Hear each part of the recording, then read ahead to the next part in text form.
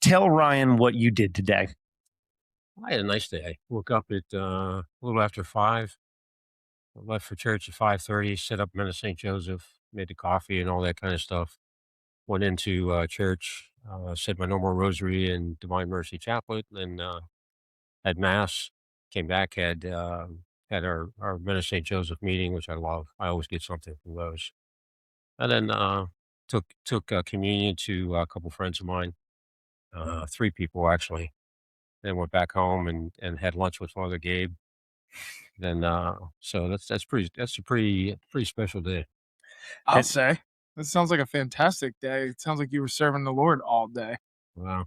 and now you're stuck here with us. I know. It's part of my punishment. That's right. This was penance. No, Yeah, but Ryan, is that not just an Alan day right there? it really is. Doesn't it just sound like it? Well, and I think that's why, number one, why we look up to you so much. Number Mhm. two, why we love you so much. And number three, why you're here, why we want to have this conversation with you. So, Well, I understand the loving part, the looking up part. I kind of, wow. I got a question about that. Well, they don't make them like this anymore, folks. All Yeah. right, they don't. Yeah. You know, we in the Catholic Church, I'm sure most of y'all know this. You know, we don't have elders per se, like I see in a lot of different churches. But at least at our parish, you know, Alan would certainly be considered that. And I mean that in the most respect I possibly could. My friend, of course, absolutely. Alan is someone who walks into the room and there's a love and a peace and a respect and an understanding, and that goes mutually too because everyone feeds off of him. And we're really glad you're here, my friend. Really I glad. thought you were going to tell the truth during this whole process. You're also one of the most modest guys we know, Yeah. as you can tell. Yes, indeed. Okay, Alan. Well, let's get started with the simple stuff. Everybody, well, first off, welcome back to the Catholic Dad Pod. We're here in the garage, and our friend Alan has been willing and brave to enjoy the heat here with us. Yeah, we're all going to perspire a little bit, but we're going to be just fine. Officially the first like sweltering garage episode of the season. Excellent. It's been nice and cool until tonight, so you're welcome, Alan. It's nice. Say put me in a hot seat. I sure did. We sure did. You're welcome. Alan Profovic. That's close. It's close. Okay, Profozic. Profozic. Yeah, Profozic. It is Profozic. Okay. Profozic. Okay. The best one is Father Gabe. Really? He says it well. I Good keep for him. telling him to teach Father Farmer. So tell us, Alan, where's your family from? Where's that name from? Croatia. Really? Okay. My dad, my uncles, my entire family, we were brought over. They were brought over from Croatia basically to work in the steel mills. We were cheap labor. Mm. And once the first people got here, then the whole family came. And it's a very family oriented existence. Yes, sir. And all my grandparents were born in the 1800s. Right. That's how old I am. So that's how old I am. And you mentioned the steel mills. There's a pretty famous city in this country known for steel mills. Where were you? Where'd you grow up? Pittsburgh. Absolutely. Outside of Pittsburgh. Yes, sir. I actually worked in a steel mill for a couple of summers next to my dad when I was in college. Wow. How was that experience? I hated every second of it. I could imagine so, yes. I'm sure he might have said the same. Yeah, he did it because he had to. Sure. He had a 4th grade education. Okay. My mother was the educated one. She had an 8th grade education. But we were so family oriented, and we're Catholics, lifelong Catholics, and that's the foundation of my life. Absolutely. Okay. Did your family have any growing up? What do you remember, like in the home tradition wise? What did y'all do on a regular basis other than just mass, of course? What was in the We went to home? mass and went to church a lot. We were involved in church. I was involved in church. I was a choir boy, an altar boy. My first 16 years of school were all Catholic schools, Catholic grade school, high school, and college. Matter of fact, that I didn't even know it when I went to North Catholic High School and I went on a scholarship. My parish paid for it because Really? we grew up poor. Yes, sir. And we never owned a car, never owned a house, never had a credit card, none of that stuff. And, in fact, my family, we were the ones who were, people brought family to us during Christmas time. And my dad was hurt at the steel mill or something like that. There was no welfare, nothing like that. So we all worked and it was a family income. And I loved it. It was a family, we're very family oriented. And my whole life circled about family and faith, Yes, sir. and that's a pretty strong foundation for your life. How many siblings did you have? I have 2 brothers and 2 sisters. The only one left is my older brother. He just turned 84, Okay. and in July they will have been married 63 years. Praise God. Incredible. Praise And, God. and Bobby and I would have been married 58 years this July. Yes, sir. Yes, sir. We hear all the time, and we've had plenty of conversations about the importance of the father's role Hmm. in raising the kids in the faith and what kind of example that sets. So we hear all the time about that importance of the father being the spiritual leader of the household. Was that the story in your family? I No, know. I it know you said wasn't. your mom was the educator. How No, did dad fit in your faith life? Dad wasn't a churchgoer, Okay. but he supported it, and but I learned more morality from my dad than I did from anybody. He just taught me everything that be honest, give your word, do it. What I got from my dad was this ring. So this is one of the important things that I own. And that'll go to my oldest grandson. And but he also taught me all my moral values. My mother was the one that took us to church, and we went to church, and that was important.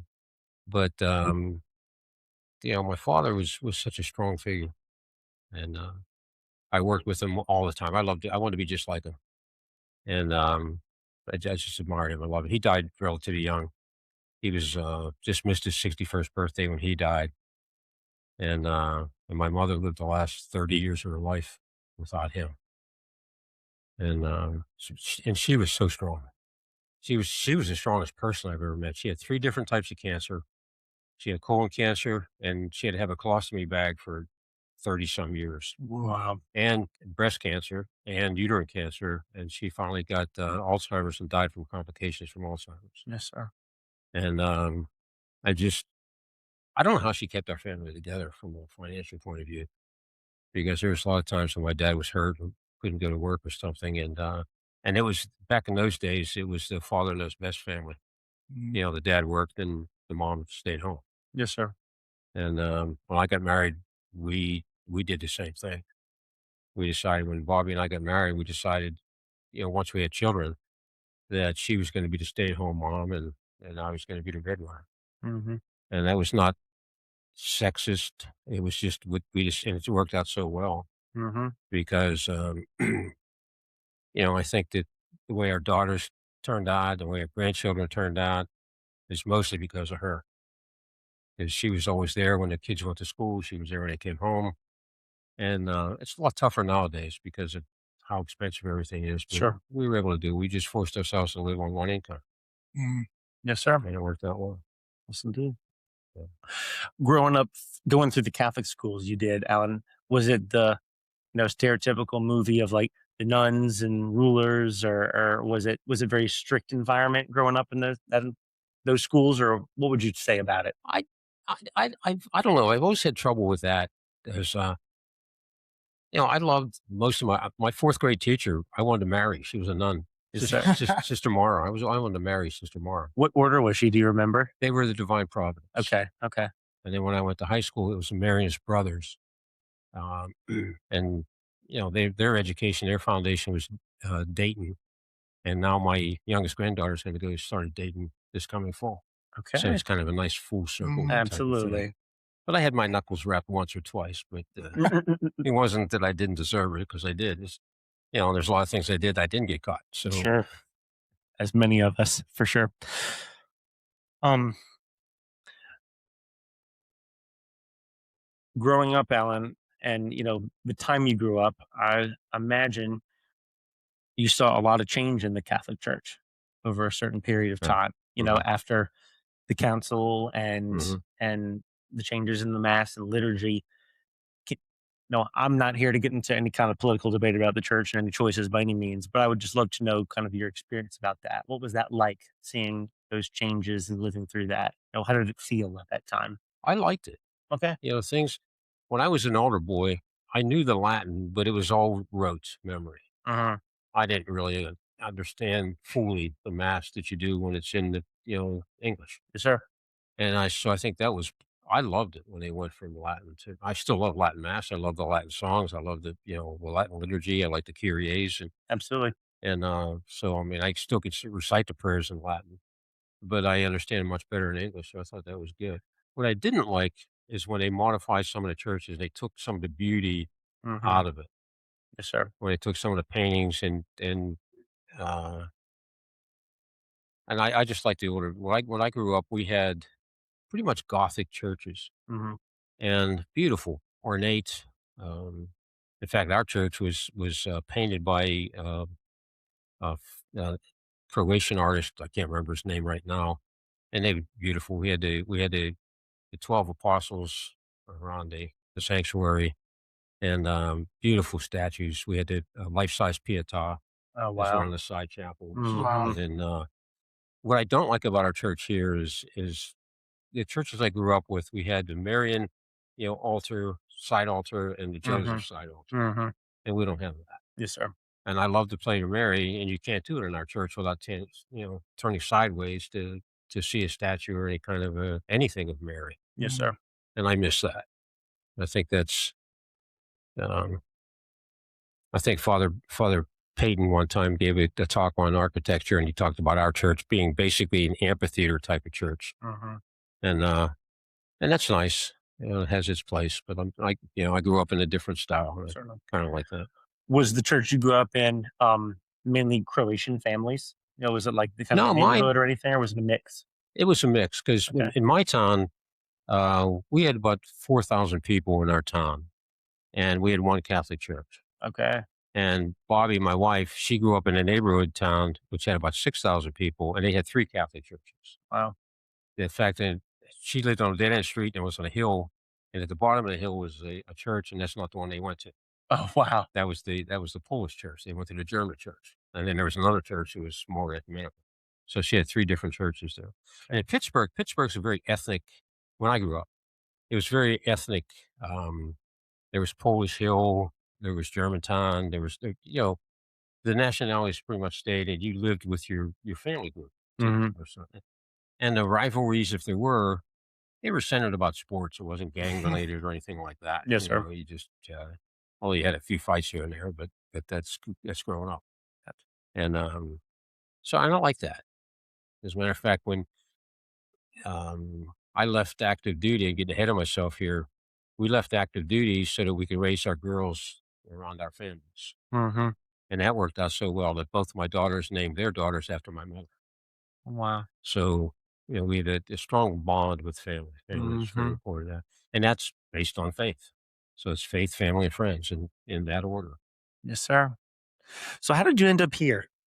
My daughter, Okay.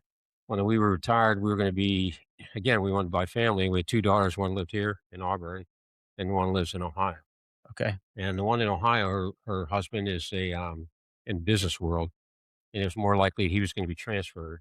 And we didn't want to go someplace and then they move, and then we're stuck there. Where our daughter here was a teacher, and so they were more stable. So that's one reason we're here. And Okay. it's not cold.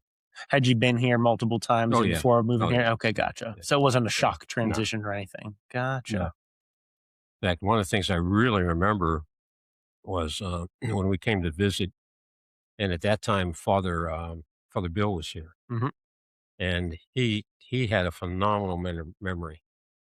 And we came one time and went to church and we introduced ourselves. I am Alan, this is Bobby. And we came back about, 4, 5, 6 months later for another visit. And we walked into church and he says, "Hi, Alan. How Bobby?" I said, when we went to church, I said, "Did he really say that? Did he really remember our names?" Hmm.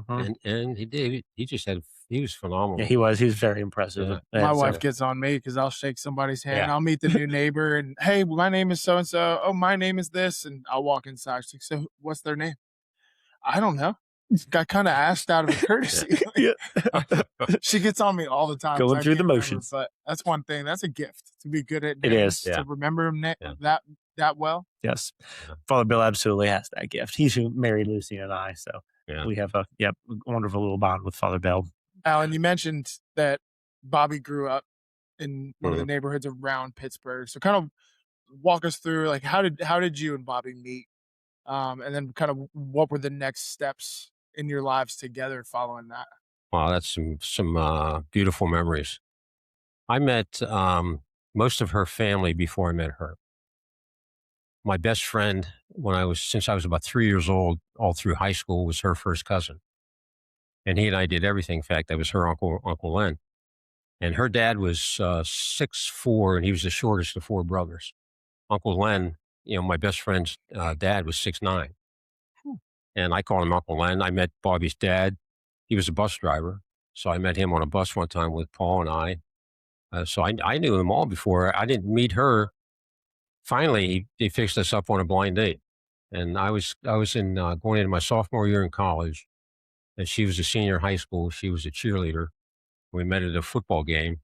My brother was a star on our local team, and she was a head cheerleader. So I tell her all the time, the first thing I noticed about her was her beautiful long legs as she was coming across the field.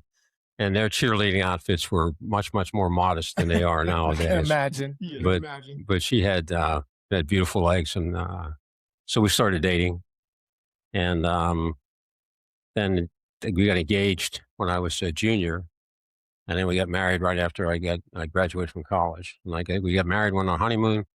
I got off the plane for a honeymoon and went for 6 weeks basic training. So, and then we came back for another week and left for another 2 months of training in the Air Force. So the first 3 months we were married, we were together for like 2 weeks. Wow. Wow. So Now, at the time, first I want to put you on the spot. Where was your first date? my first date with who? First date with Bobby. Oh, with Bobby? Well, it was at the football game. Football game? That's what we're going with? All Yeah, right. that's where we're going with. First place you went to dinner? Well, like I said, we didn't have much money. Yep. So our dates were sometimes I'd go to her house and would walk down to the pizza place and buy a couple pieces of pizza and then take a long stroll back. Still And- one of my favorite dates with my wife. I'll tell Yeah. you that.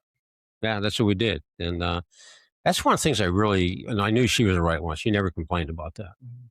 Where her sisters, their boyfriends had cars or had access to cars, and I didn't. And so we just had a date like that one. And I commuted to go to college. I went to Duquesne University in Oh, yes, Pittsburgh. sir. So I never even had I never lived on campus and was always commuting. Mhm. So I said we kind of grew up together. We were so naive when we got married, and I never lived alone until she just a couple months ago, because I went right from home, going to school to married, moving in with her. So I've never lived by myself. Yes, sir. As you were leaving school, you said you went pretty much right to basic training, Yeah. correct? Mhm. Was that always the plan? It was when I went to college. I didn't think I was going to go to college. I think I mentioned to you before that I went to North Catholic on a scholarship, and our parish paid for it. I didn't even know that. I thought everybody's grades went to their parish priest. And,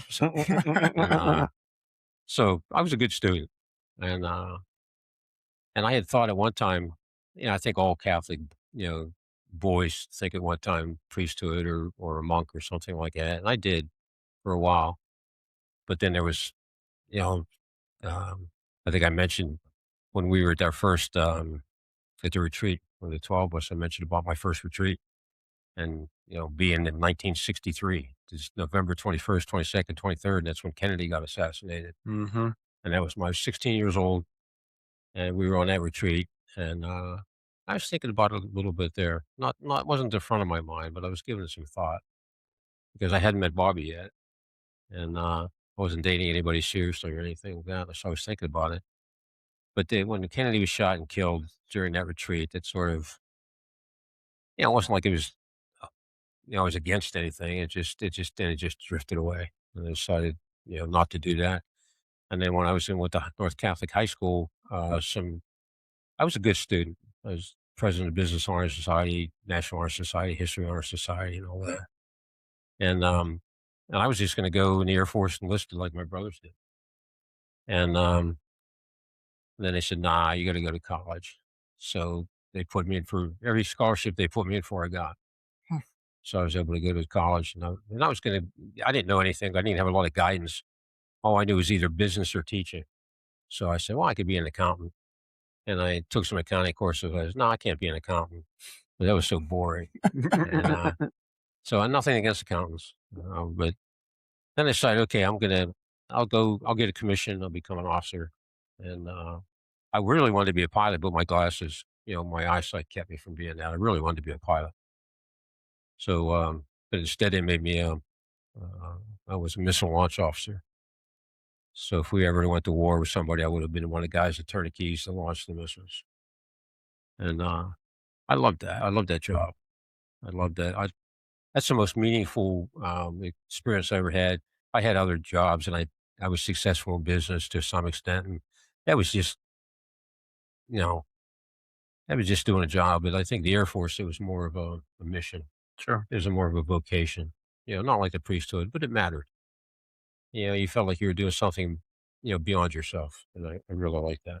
Yes, sir. Well, thank you for your service, Alan. Always. You're welcome. Yes, sir. Do you still keep in contact with anybody Oh from your yeah. time? Oh, Oh wonderful. yeah. Some of my best friends are, my oldest friends. They know my nickname, so they call me my nickname. My newer friends, like you guys, you know me by Alan. Of course. But so I've got friends I've known for 60 years or more. Okay. All right. Remind me, what year did you come here? Well, let's see, what year was it? It was about 17 years ago, so whatever 17 years ago Okay. was. So whatever that is, yeah. About So, 2009, 2000. Yeah, But I had been coming okay. before that. With, Right. So you saw the new church open, Yeah, because it yeah. opened in 09. Yeah. Yes, sir. They christened it. I Yeah, remember, we went to the old church. Y'all that did? time. Okay. Yes, sir. When we came to visit my daughter and her family, Tell our listeners what they called the old church. I don't recall. Yeah, well, there was two nicknames. There's The Cupcake Church is was what the I've big always one. heard. And then they also called it was like a UFO, a flying saucer. They Oh, kind okay. of called it that too. Well, yeah. I was only visiting, so I didn't get the the locals. 411. Yeah, Yes, sir. yeah. I love it. Okay. You mentioned that retreat you went on, Alan, back in the day. So we're going to use that as kind of our segue into all three of us together, and we'll branch out into some more stuff. But tell the listeners what kind of retreat was that? It was our senior high school retreat, and I'm glad they still have it, because my two youngest granddaughters, the last 2 years, they've each gone on their senior retreats too. It's all girls high school. I went on one when I was a senior, absolutely. And so it was just part of what we did, and I liked it. I really liked I liked the Catholic education. The standards were high. 93 was an A. You got 92.99, you got a B. You want an A, you work harder. And that's a good work ethic. And it's a good you got to meet the standards. Yes, sir. And not lower the standards to make you feel good. Sure. There's a lot of that nowadays. I couldn't believe got to college and a 90 was an A. I was pretty stoked. Yeah, same. Yeah. Like, woohoo. Yeah. I would have had a few more A's. That's right. Yeah. Amen, brother. Hey, no worries. It all worked out just fine for all of us. But I liked it. I liked this. I always liked. That's one thing I've been fortunate at. Every phase of my life, I knew that was a good phase of my life. When I was young, like in high school years, I was a lifeguard. That was one of the duties I had. That's a great job. So you always know that's a good time of your life. When I was in high school, I knew that was a good time. When I was in college, when you're young, married, young parents, now, up until a couple months ago, living the retired life as a grandfather and now a great grandfather, and that's a good time in life too. Yes, sir. So you were saying about the retreat. Absolutely. Oh no, we're good. I want to hear everything. There are no drifting on this episode. You went on another retreat that you've mentioned just in the past that was very meaningful to you. So I'd like to, if you're okay, sharing with the audience what that retreat, when it was, kind of a little bit about it, and what did it change in you? How meaningful was it? That was really meaningful. That was a Cursillo retreat. Okay. And I had been one of the aspects of the Cursillo movement is they call it the fourth day. You go on your retreat for 3 days plus, and then the fourth day is you continue to meet every week with a smaller group. And there's a process. We have a little manual, and it's piety, study, and action. And what do you do every week for piety, study, and action? So how do you pray? You go to mass. You go to confession. You do. And so you review that. What have you studied? What have you seen? Do you get apps? Do you read books? Do you watch EWTN? Whatever you're doing. And then the action stuff, the most important one. Okay, what are you doing with all that? What are you doing to make a difference? Mhm. And I think that's the whole key is to become involved, and that's what I love about Acts. You know, all you guys, We're gonna get to this, that in just a I love second. it. I Absolutely. just love it. Mm-mm. And so I actually grouped 2 years before I made the retreat because the two times they had the retreats for the men, like something came, I couldn't make it. Mhm. But I was grouping. That's what we called it when you get together in small groups, and I love that because I got something out of it every single time. And I've been doing that since 2013, so about Yeah. 13 Right, years. and you still meet weekly, Yeah, correct? You still yeah, do it. That's yeah. What's incredible. it like to have that kind of accountability on a weekly basis with men walking the same path? Oh, it makes it so easy for you because you're being, supported, you're being encouraged, and sometimes you're being chastised or judged, and that's okay too, because you're falling short or not doing something, if you're not doing something, and the whole premise of it is trust and accountability, and I grew up with that. You're responsible for what you did, Mhm. and this is even better because you get help for doing all that, and you help somebody else to do all that, and I think that's so important. If you sort of, and for many years in the interim, in between years, I was working really hard to provide for my family because I didn't want us to be poor. I didn't want children to grow up, the way I did. In some ways, it was outstanding Yes, sir. because you come in when the streetlights come on, that type of stuff, and Mhm. it was a better time. But I also didn't want to have to worry about money, so I spent a lot of years, working hard and putting in a lot of hours, and because it's only one income family. And I also had 2 jobs during that whole time because I had my civilian jobs, but also I stayed with the Air Force because I had, 5.5 or 6 years active duty and then 18 years of reserves. Mhm. And with the reserves, people think it's 1 weekend a month. No, it's not, especially as you go up chain of command. I ended up being the base commander and group commander, and I had everybody in a base reported to me except for the pilots, navigators, and aircraft maintenance. Everything else reported to me. You don't do that on a weekend. And Sure. so I had that plus my normal jobs, Mhm. and then with all the travel in between there. So there was a lot of years there where I was, Bobby, my wife was, she's the core of the family. She kept everything together, and I knew that. I could count on that. And Yeah. What gave you the peace to be able to know you could go and mhm, do what you had to do, of yeah, course, absolutely. yeah, yep. Okay, so humor me for a second, Alan. The 3 things you said: piety, Study and study, action. and action. All right, this week, what are those 3 things for you? For me, Yep, the piety. Well, you get on a list. If you attended mass, well, yeah, I've been to mass every day. sure. Your prayer life. Yeah, I start every day with prayer. Do say a rosary. I say a rosary every day. I say Divine Mercy Chaplet every day. So, and also I get so many apps that you go through too that we all say. I'm saying a Uh-huh. novena this week, Sacred Heart Yep, Novena, of course. Yep, yep. and so those types of things. So that's the study aspect of it. And also one of those questions between study and I mean between piety and study. There's Christ-like moments. Where have you seen Christ this week? And for me, it's easy because I see him everywhere. Because if you look for him, you'll find him. If you don't, it's pretty easy to ignore. So, I mean, just talks with my grandchildren on the phone, Mhm. something like that. Taking communion to Char and Toby, today. And seeing another friend over there. I love that. I love doing that. I get so much more out of you know as you guys do. You get so much more out of doing it Mhm. and and bringing people closer to God. And that's my purpose now. Now, it's always been my purpose. But I even remember, and I think my daughters will remember it. They asked me one time for a school assignment, Dad, what's your job? And I said, well, I can tell you what I do to make money, but that's not my job. I Mhm. said, my job is to help you to get to heaven, give you all my love, and try to make you as happy as I can because I'm very selfish. By doing that, I help myself to get to heaven. I get so much happier, and it's just I get so much more out of doing that thing. And And I think that resonated with it because they're both good mothers themselves, and that's Bobby. That's not me. That's Bobby. Mhm. But they get all that from Bobby. Amen. Okay, so I told you it's going to drift. that's what we want. We That's like what the point drifting. That's why we have a podcast, Yeah. because we drift all the time. Long form conversation is beautiful, brother, and we're just keeping you going. Edit that. No. Easy. That's going on the blooper reel. I don't know what you're talking about. We're gonna make a meme out of it. Okay, that's fair. So, Fair. okay.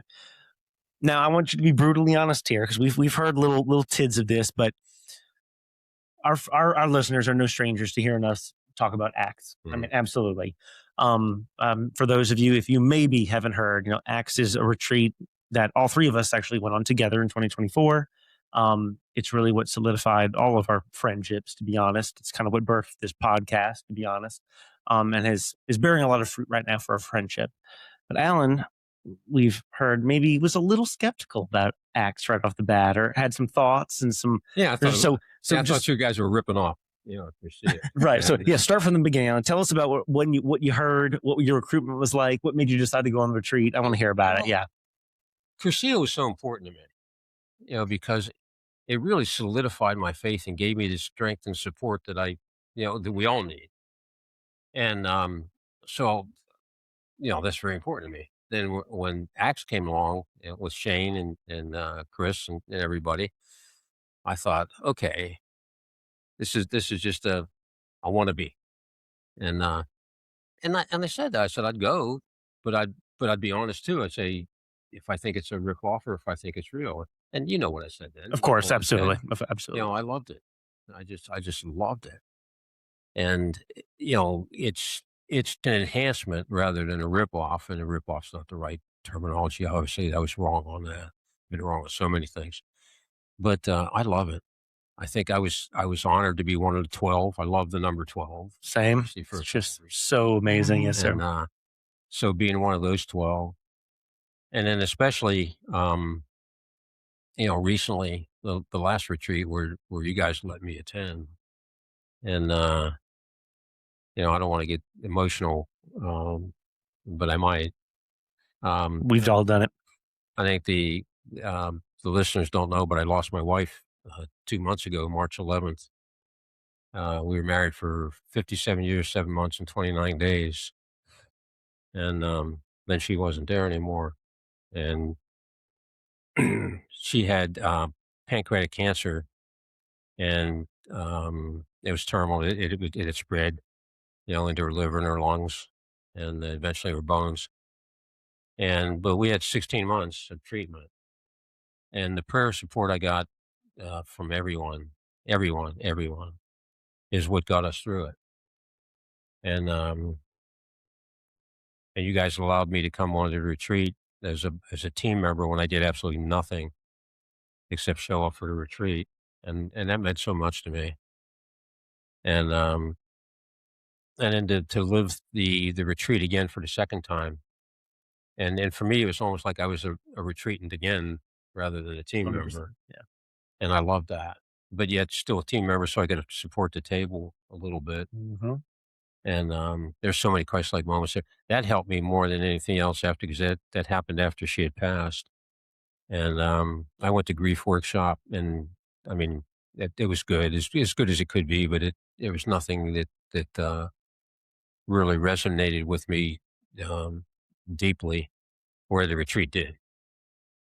And the love from you guys is everything. I mean, all of you guys have been you treat me better than I deserve to be treated, frankly. You say too many nice things about me, and I mean that sincerely. I don't like that because I don't think it's justified. I know what my sins are. I know what my weaknesses are, and you guys don't see that. You just see this, whatever you see. And I want to be. When Bobby passed, it's the most difficult thing I've ever had to deal with. When she was going through the treatments, it was okay because it was she and I together. And I know you guys don't go to in St. Joseph, but I've mentioned there several times that I really thought that was a gift that I was able to be her primary caregivers. Now, my daughter's tremendous support from both of my daughters. My daughter lives here. She gave so much to support not only Bobby, but me too. And, without really taking care of herself as well as she should have. And my younger daughter, for 16 months, she came down every month for a week to 2 months from Ohio and sort of upended her life to support Bobby, to support me. And that's the kind of support I have in you guys, the prayer life that I got from the parish and the priests and Father Gabe. As I mentioned at the retreat the last time, I wish he would have been there. And I talked to him today. When she was able to come to Mass one time and we were way in the back and he brought communion all the way back to her. And that was so special. And then when he processed up and said, just stay there.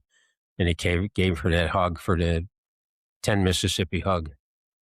And that meant so much to Bobby because she had so much anxiety because that was the early stages of the treatment.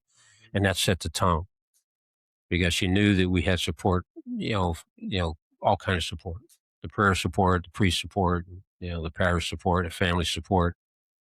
And that got us through that. And, it was 16 months. And I think I've also mentioned to you that, it seemed longer than that in a good way because we took each day.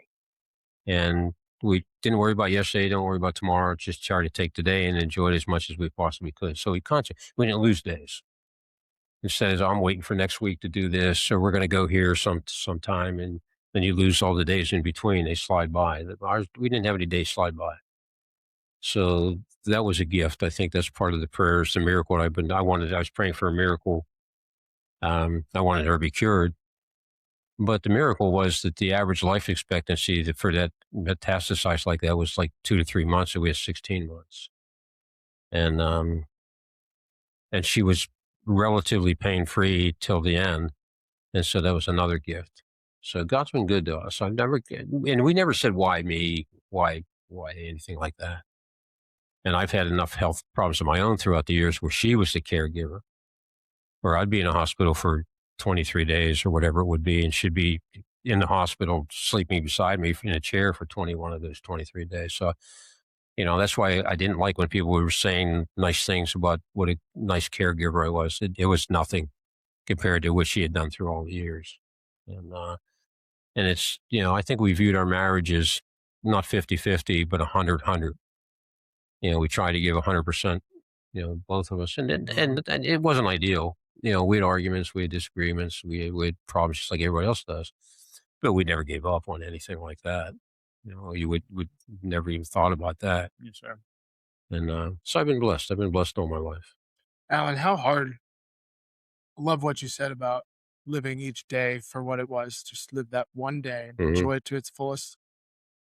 But how hard of a battle is it not to look forward, not to count the days, not to predict, what might happen soon, or were you truly just, leaning on Christ in those moments and No, I think able to stay away from that thought? I think for the most part, except for the very initial diagnosis, that was hard because I lost my younger brother, one of my older sisters, my brother-in-law, and my best friend, all to pancreatic cancer. So when we got the diagnosis for pancreatic cancer, we knew what we were facing. And that day was very, very, very difficult. I tried really hard not to cry in front of her, because I just wanted to show support without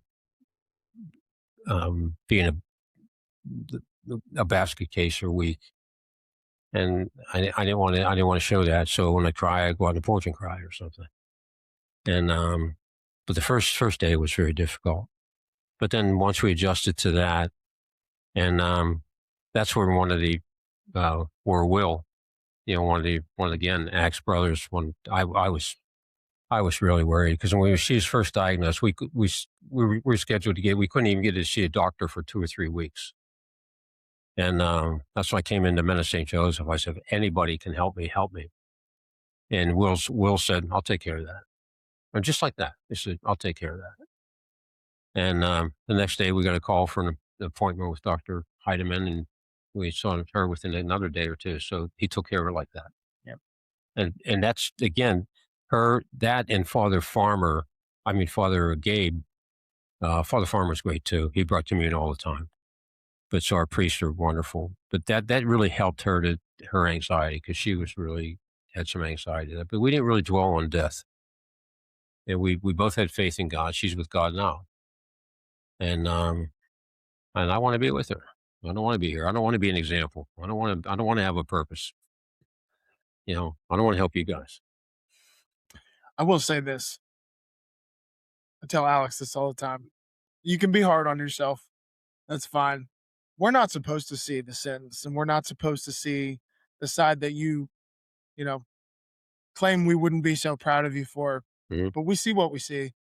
So don't you get on my case, Alan, because the man that I see and the man that I've known and have the privilege to know, I do look up to you. I know Alex does too, and I know there's other young men at the church that do too. So that might be a tough pill for you to swallow, but you're just gonna have to deal with that, because I mean, we do. I can't help it. And I'm not going to say anything more about it. Yeah. I think you got, you get Deacon Reed and other guys that are really, really, really, really special. And, that's the kind of people I look at. He's always joyful no matter what. And I'm not joyful all the time, no matter what. And I want to be more. Well, I appreciate the comments. Thank you. I think that if Christ was here, he'd look at you, of course, though, and say, I love you every single day the same, no matter what. And you're beautiful. And, well, he loves everybody. So he'd even love me. Yep. Even like all of us. He could say the same about all three of us. And we can all take comfort in that together, my friend. Yeah.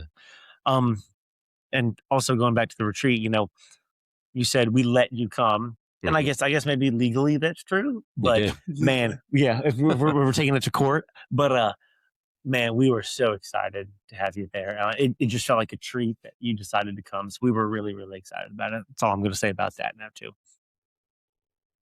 Always on this show, we do first impressions. So Ron and I get to share our first impression of review, and you to share the ones of us. So do we all even know the first time we laid eyes on each other or like met, essentially? Yeah. I've got mine. I thought about this earlier, but take a second and think about that. We can go first if you'd like to. Okay. Yeah. I'm fairly certain the first time I actually shook your hand, introduced myself, or said any words to you was probably that 2024 retreat we went on. Mm-hmm.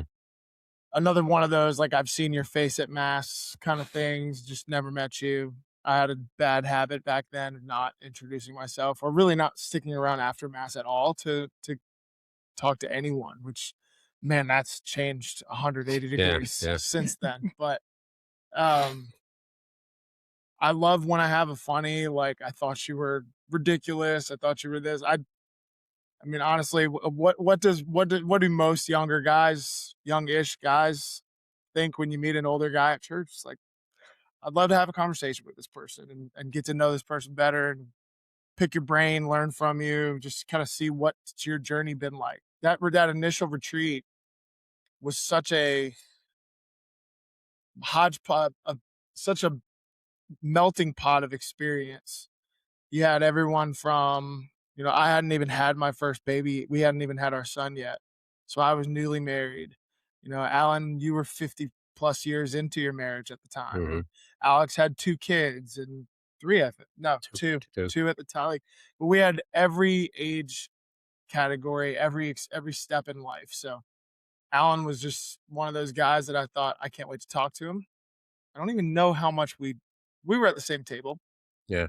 So we really did get a little bit more communication than I'm sure some of the others did, but most of the guys knew you. So I was very blessed for that experience. We had a very strong table. One of our table members was also a guest on our show. Big Chris was on our show earlier. But yeah, my first impression was nothing but respect and intrigue, I guess, just to kind of see where your life is taking you. Mm-hmm. And now I'm glad to be your friend. I appreciate that. When we got on the bus for that retreat, I saw you and I thought, oh, that man's here. Literally, because I had seen you so many times. There goes that man. That man. Yeah, I was like, that guy. So, everybody, my family sits same pew to 4 pews right by Alan. We're in the same section every mass. So before the retreat, yes, we, I remember I was 2 years going to mass regularly at that point in time, taking the faith seriously.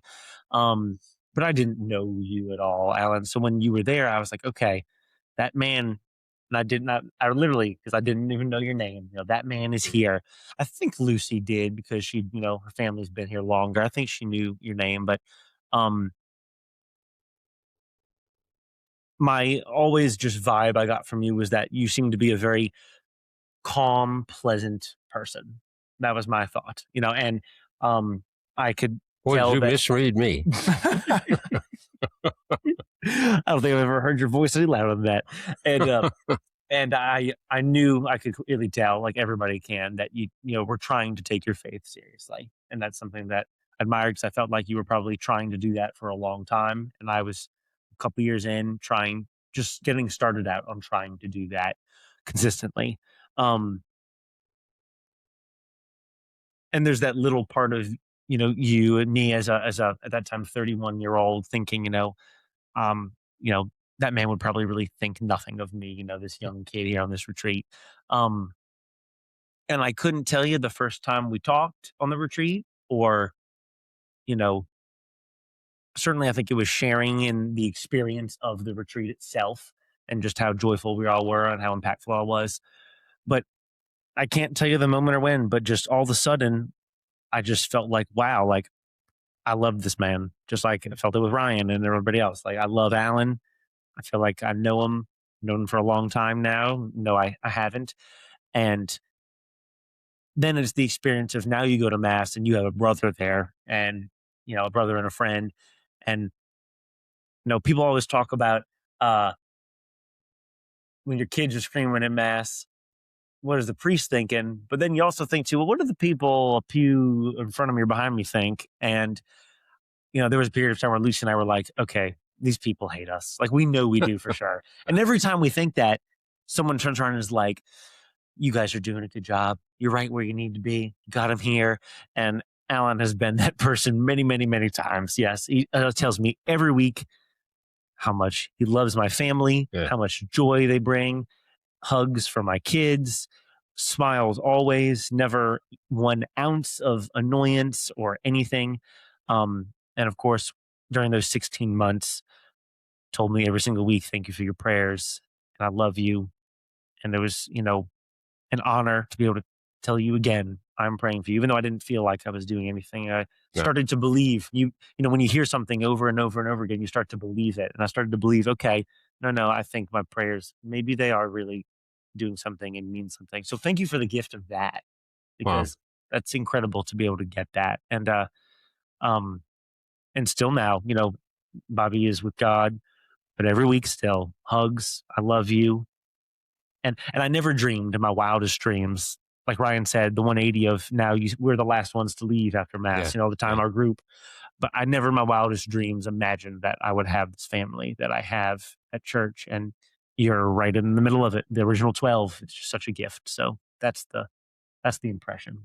Well, the same thing. I don't remember the exact. I remember the retreat, and but I see it more in macro rather than specific moments. It's more the macro side. Yep. And the thing I loved was that young men such as you, I mean, good looking, young, virile family guys, and you're so serious about your faith and your families. I love that. I admired that. So I admire you guys, I think, every bit as much, if not more, than you guys admire me. Because for me, it's easy. I'm retired, so I've got the time to be at church all the time. And I've got the time to participate in a lot of things, and I love doing that. And again, same thing I tell my daughters, it's selfish because I get so much more out of it than I give. And that's just a fact. Taking communion this morning, they have the host. You have the host with you in the car. I mean, God himself is there. I mean, that's not a wild. I mean, I get chills right now Absolutely. just thinking about it. Like Jesus riding shotgun. I Yep. mean, Pretty cool. it's Sure just is. beautiful, and it's just to see young guys like you so actively involved and become involved and staying and talking and hugging and all that kind of stuff. I love that because I've done that. But again, it's easier for me because I'm not raising 3 children. And, and I do love your family church. I mean, I love that. Y'all should see the kids run up to Alan after church. Oh yeah, It'll tug on your heartstrings. for sure. But again, who gets the benefit from that? Me, you know, and, I don't know, but your son has that piercing, that your youngest, He's found his voice, y'all. yeah, he's got his voice wrong. He's Sure got it does. down. He's got it down really well. I think he's taken about 5 years off my hearing. And he's not doing it because he's mad or angry. He's just doing it because he's excited. He's just like, yeah, and Just telling everybody good just tell morning. everybody good morning. Yeah, Little yeah, hey, how you doing? yeah. Or the older two are giving a very vigorous St. Michael's prayer, which is always exciting. People were clapping for him the other week, which was hilarious. The lady behind us gave it, woo, yes, we claps. That was pretty cool. Oh, no. And that's the beauty. That's the beauty. But that's what I wanted to follow up on the question you asked before about the Cursillo, because we talked about the study and then seeing where Christ, like, I mean, the piety, and then where you see Christ, and then the study. Study's easy. What are you doing? In books, and I still watch Bishop Sheen from EWTN. And I remember that. I remember watching him as a kid. That's pretty cool. But then also the action. What do you do in action? One of the things I do that I send out a text message every day to my daughters and my grandchildren and a few others. And also I have some nieces and nephews. So I have 2 different text messages I send out. And it's always something related to our faith. And every once in a while I'll put in some funny things too. But there's always something, and it's always positive or challenging.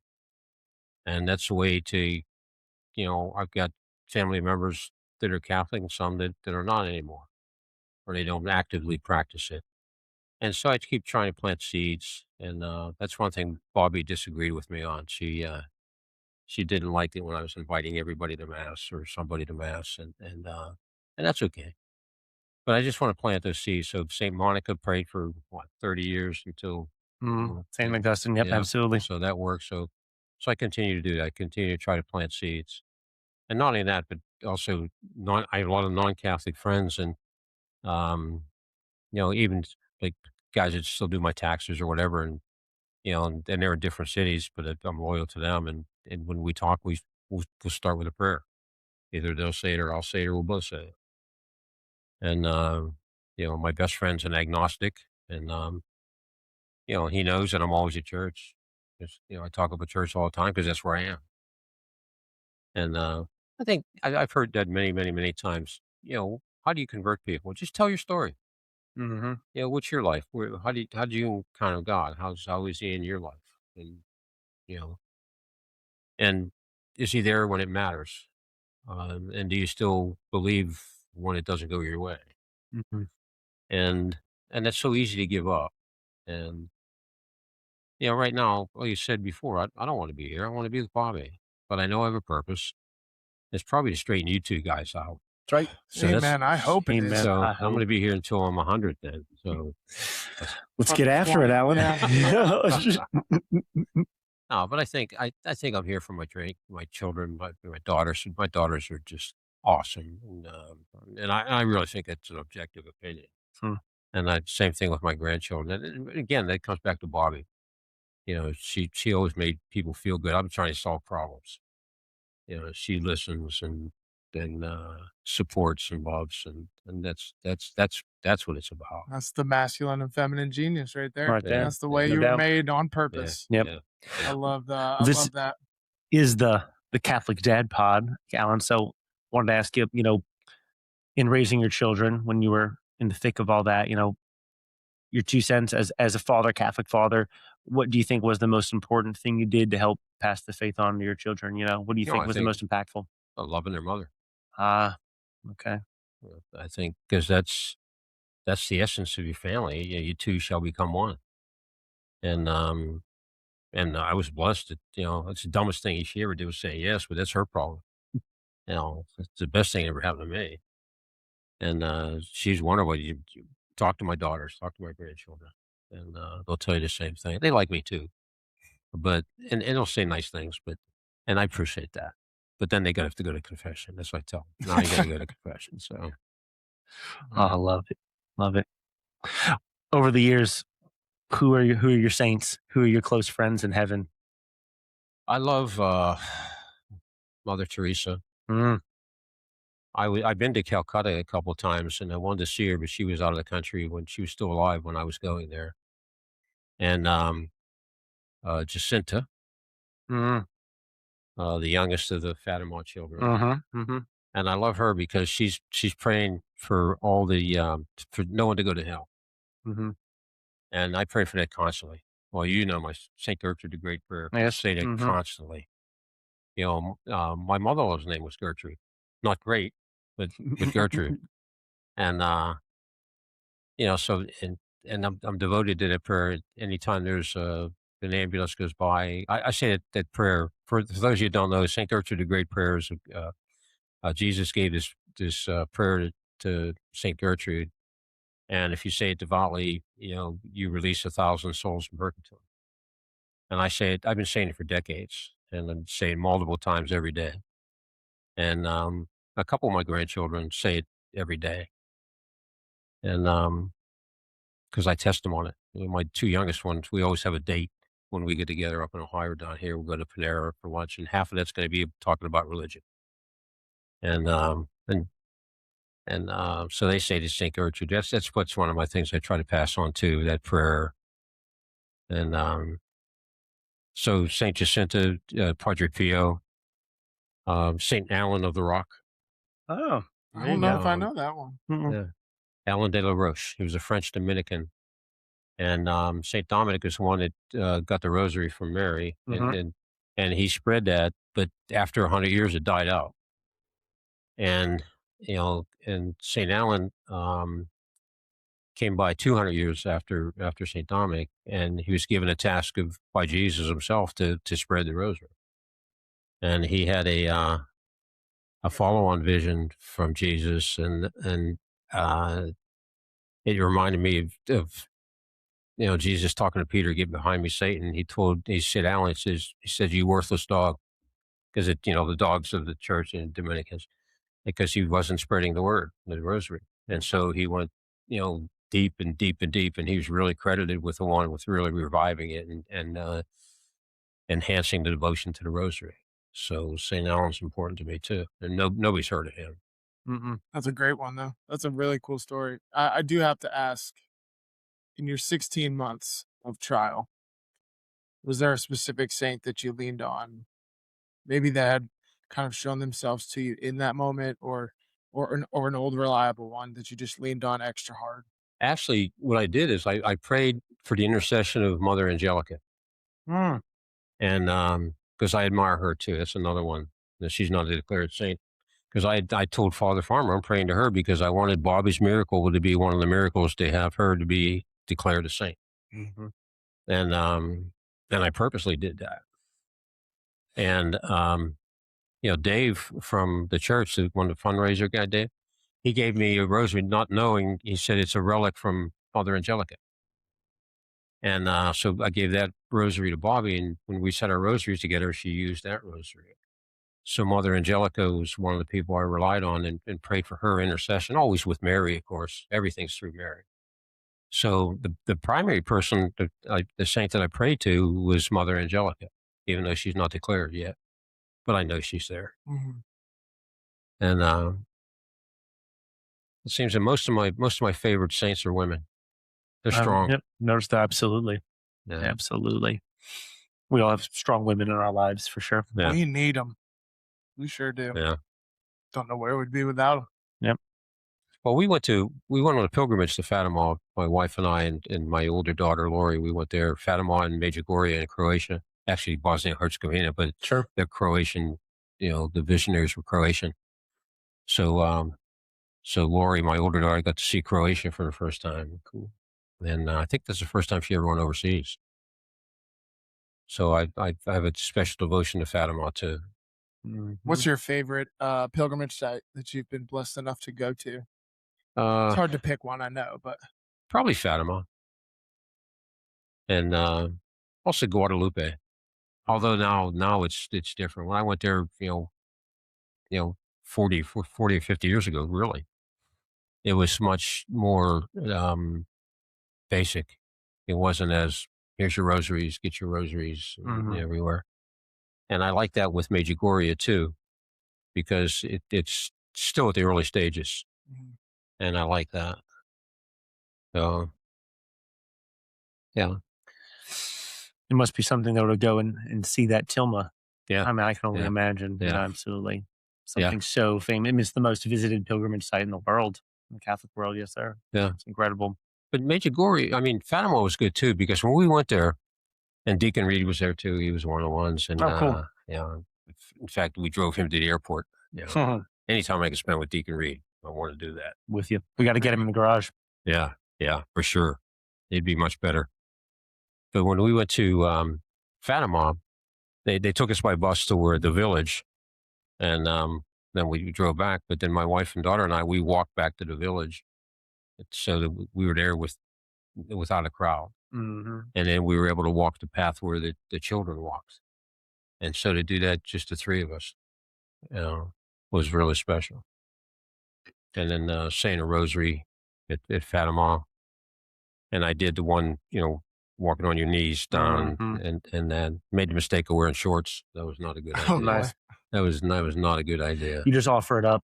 Yeah, I Jesus did. uses it. It's all you got to do. That's funny, because Bobby always yelled at me about that, because if I get a headache or something like that, I wouldn't take aspirin. I'd offer it up. I'm the same way, Alan. Yeah. I'm big on offering it up. That's great. Everything. I love it. I'm huge on that. Yeah. I do that all the time. I feel like such a sissy now. The tests were throwing out all the ibuprofen. Look, I take an ibuprofen sometimes for sure. Definitely. Don't get me wrong. The work day, I'm trying to concentrate, but I love offering up. I believe in my heart of hearts. Jesus uses all of it. I do too. In my heart of hearts. Yep. I've got 51 people that I pray for by name that have died. And during the number of years, I've offered plenary indulgences for each one of them. And then any indulgence I say to God, just here's my sequence. Bobby's number one, and but she's there already, and then just offer it up to whoever he wants to do it. It's his will anyway. Exactly. Yep. So my big thing is always just, Lord, please use this for any soul you want in purgatory and the conversion of any sinner you want. That's just what I just try to make it and let His will be done. Absolutely, yes, sir. Yeah, it took me a little while in my prayer life journey to get to that point of like, it doesn't always have to be my very specific, names or objectives or whatever, whatever you might say, to just say like, no, your will be done. I think my Marian consecration really pushed me into that for sure. Was just like, okay, well, she'll take care of it. Yeah, do whatever he tells you. Yeah. Louis de Montfort. I did one that kind of combined. Mine was Maximilian Kolbe. There was a couple other ones. Mother Teresa was one. Maybe John Paul II was another. It was really good. Eversole gave it to me. So me and my wife did that one together, but I'm sure you've done your Marian consecration a year or two ago. Yeah. Yeah, but I didn't wear. You're supposed to wear basically a bracelet to be, like a slave to Mary when you do the 33 devotion. But my bracelet it broke again today. Oh, I got to get a good one. There's we'll get you one. We're gonna get you one. Yeah, we're gonna get those. Every time, just today it broke again. You got to get the bigger one. They don't catch on anything. This is a little smoother. Yep. Yeah. I'm not a big one for fancy jewelry or anything, but it just doesn't break. So it's good enough for me. I can do the same thing. Consider it a gift from the Catholic Dad Pod. That's right. Good stuff, Alan. Well, how is God working in your life right now, Alan? Where are you seeing Him in the day-to-day right now in this transitional period? Well, it's a day-to-day thing. And it's just a day-to-day thing. Because where I don't want to be is where I am. And that's at my house. Because now it's just a house. It's not a home anymore. It's just a house. I always did years, for decades, where's home? Wherever Bobby is. If she's visiting our daughter in Ohio, then, well, that's my home. And if she's somewhere else, that's my home. And now heaven is truly my home, not only with God, but with her, because I know we'll be together again. Like I told Father Farmer a couple of weeks ago, Father Norbert, with the one passage where the woman has 7 husbands, which one's going to be her Sure. husband in heaven? And it Mm-hmm. says none. Well, Bobby ran with that, because when I was working, transferred, and would go from here to there to move someplace, a new job, a new assignment, or whatever, I'd go in first and do a deep dive on a job, and find out where the best school system was to buy a house, and find what was nice around the areas, and then she'd come with the girls. And I told her my plan was that when I go to heaven, I want to see everything. I want to see all God's creation. I want to see everything, because God's everywhere. So if I see some planet in some distant galaxy that God thinks is interesting, I want to see that. And I said, I'm going to go ahead and I'm going to show all this stuff. When you get there, I'm going to say, let's go. And then she'll say, well, I don't have to go because we won't be married anymore. And I said, well, in heaven, you're going to love me even more than you do now, because we'll both be perfect, because we'll both be purified. It's true. And we'll still have that bond of 8 years Absolutely. together. There's something. No doubt. No And doubt. I said, you're going to want to show me around. And so I hope so. So for now, day to day, my faith, family, and friends in that order is what gets me through. And it's a day thing. It's a day-to-day thing. I surround myself with her pictures. They're on my visor, the prayer cards, and they're around the bed and where I sit and where she sits. And, I just want to. And unfortunately, she wasn't one to leave a lot of voicemails, so I only have a couple of voice recordings of her. And I told her that. I told her, leave messages for the kids, and she wouldn't do it. I would. I'd leave messages all over the place, but so it's just I'm here for another purpose. I'm not, I'm going to be 80, in December, and I'm still healthy and everything, so I don't feel like I'm I just feel like I'm still in good shape, physically, mentally, and spiritually. You got to have all 3. Agreed. So, Yes, sir. We want you here, my friend. We got a lot more to do with this parish and together and for each other. And that's pretty selfish of you. I got to ask the cliche question before we probably wrap things up. Fair. What's the secret to a long and successful and beautiful marriage? I think loving the other person more than you love yourself, and truly, truly do that. Because you say you'd give your life for that person, and you would, but I mean, truly, I prayed to switch. I prayed that I'd have that and not her, and that was selfish on my part again, because I didn't want her to suffer, and I wanted to be the first one, but just loving the person more than you love yourself, and also to realize that anytime we have disagreements. And we didn't follow that all the time, but it's not an argument between you and her. It's you both against what the issue is. And if you could take that tact, then it's much easier, because then there's no winner or loser. If somebody's a winner, you're both losers. So you can't have those arguments and think, I won or I lost. You either both win or you don't. yes, sir. Amen, brother. Amen. Okay. All right. Anything else on your mind, my friend? Oh, I could talk for hours, but yeah. Make this a 2-part episode here. Yeah. But we'll have plenty of repeated guests before this thing is done. You're welcome anytime, my friend. But we do have one more little tradition that we'll loop you in on, as we issue a little challenge for the week for anybody listening to this. It could be prayers, it could be action, it could be study. I know I said them in a bad order, but any sort of challenge that you as well as me and Alex and anyone listening can jump in on this week. And because you're a guest, we can go first if you need a second to think about it. Yeah. Why don't you go first then? Okay. And because I'm a gentleman, Alex gets to go first, so I get a second to think about it. Never would have saw that coming. Okay.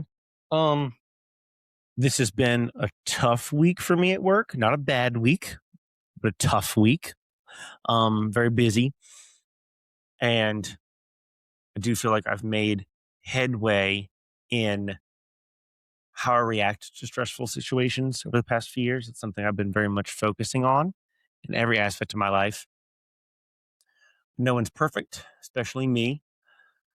So my challenge, in a weird kind of segue there, I guess, is this week, apologize to anybody for just something trivial you did. Doesn't have to be the biggest thing in the world. Don't go, you've got a huge bridge that's burning, you need to mend. Maybe that's not the one. If it is, that's amazing. But just for a slight moment of impatience or rudeness, just apologize to somebody. It'll make you and them feel better, and it's the right thing to do, and it heals. So a simple apology for something simple. That's my challenge. I'm gonna do a little icebreaker challenge of for all the times that, like we mentioned before, that we all just walked out of mass and left and didn't talk to a single soul. Your parish won't feel like the community you need it to unless you take that step out. Unless you put yourself out there and try to meet somebody. It might be a retreat. It might just be what I'm about to challenge you is go shake somebody's hand, tell them your name, introduce yourself and strike up a short conversation. And then remember their name, which I'm horrible about. So and then from that point on, That's the every real time you see challenge. 'em, "Hey, so and so, how you doing?" And there, you've just made, at the very least, an acquaintance and a brother in Christ within your parish. So there's my challenge. I'm going to do it too, because even though I say hi to 1,000 people after mass, there's still so many people that walk out. I'm like, I should really know that person's name and try to know their story. So there's my challenge. Well, I could have, I could think of several challenges. You can give them all to Uh, us, Alan. Go to confession. Um, that is such a be aware of sin. Mhm.